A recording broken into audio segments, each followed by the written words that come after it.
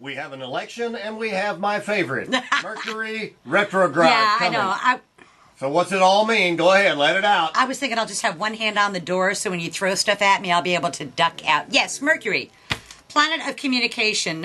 It's not retrograde until tomorrow night at 6:04, so we have today to finish up a lot of things because Mercury will go direct at 6:04, and it will not go, it goes retrograde at 6:04. It will not go direct until the 26th. And I think, honestly, that's going to wreak havoc with the election, to tell you the truth. I really do. The last time we had Mercury retrograding on election day was the Al Gore election in 2000, was when we had that. And that was a little different because Mercury was retrograde the 3 weeks before the election. It went direct at 8:36 that night, and at 8:35 was when they took Al Gore's name out of the Win Florida thing and put in Bush's. In this particular case, Mercury retrogrades at 6:04, an hour before the polls close in the East. So I don't think we'll have an answer as to who's the president of the United States that night. I don't think we'll have it the next morning. I don't really think we'll have much of an answer until the 13th or so. I'm thinking Thanksgiving. Well, and that's when it'll probably all will be said and done. Because, again, Mercury doesn't go direct till the 26th. So I imagine there, and I don't know what kind of shenanigans there are going to be, but I do know that the moon is in Leo, and I know we only have one Leo running, and that would be the incumbent president. So normally where the moon is on the day of the election indicates who's going to win. And so kind of there with that. But for the rest of us, we want to know, where is Mercury retrograding and what does it mean to each one of us? It's retrograding in the sign of Sag, and then it backs into Leo. So for Scorpios, it's in their money house. It's in their money sector, and they think they've got a money-making thing going, and they may not, but they're not really going to know for sure about whether it's a bona fide real deal until the 26th or so. For Sagittarians, it is in their first house of their physical self, and Sagittarians have a real bad habit of opening their mouth and just the words fall out without really thinking about it, and that kind of comes back to bite them a bit, because they need to be more careful with what they say, or they will find their own words coming back to haunt them. For Capricorns, it's in their 12th house, and they have been procrastinating about something, putting something off, and I'm not sure why they're putting it off, and they're putting it off and putting it off, and it may be to gather more information, but I just think they're procrastinating. And so if they haven't finished it by tomorrow night, then they should wait until the 26th. For Aquarians, it is in their 11th house of hopes, wishes, goals, and objectives, which is kind of interesting because Paul Ryan's an Aquarian.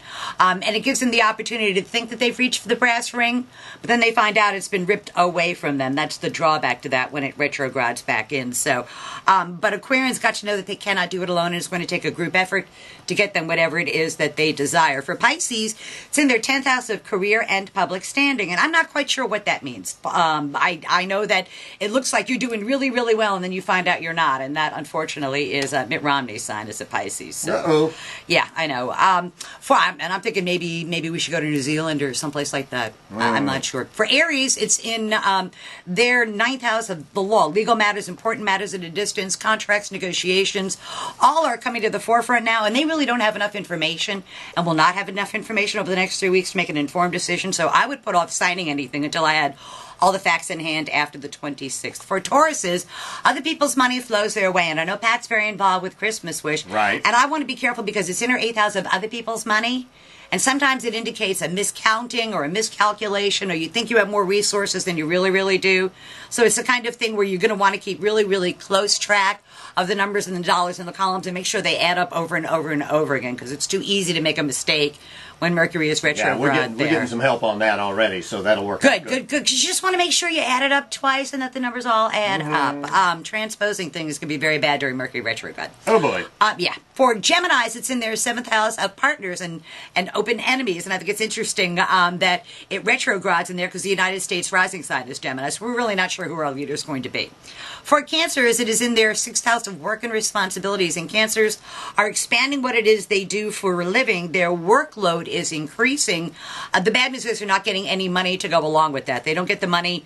It's sort of like it's almost like wimpy, you know, I'd gladly pay you Tuesday for a hamburger today kind of thing. So yeah, gotcha. They have to be careful to make sure that they get paid for the job that they do. For Leos, They want to have fun. It's a great time for Leo. It's in their fifth house of love affairs, children, sports, amusements, pleasures, a lot of interesting things, and an opportunity to let your creativity out and create something new with it. Ooh. It may take 30 days to do it, but it's a new child of your mind. Okay. So it's a good time for children for Leos and children of the mind. Either one, they are going to begin to take form over the next 30 days or so. So Gotcha. I say let it loose and see where you follow it to.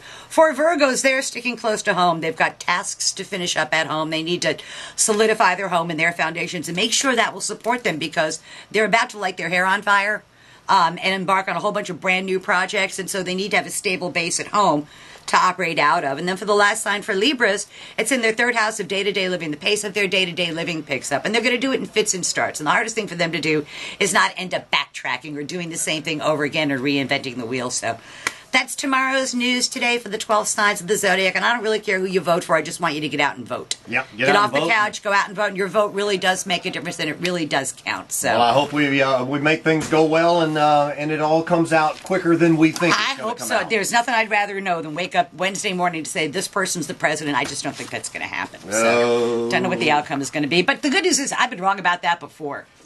In other words, Out get you go. out! I'm Get out. out! See ya. Been a pleasure. See you next week.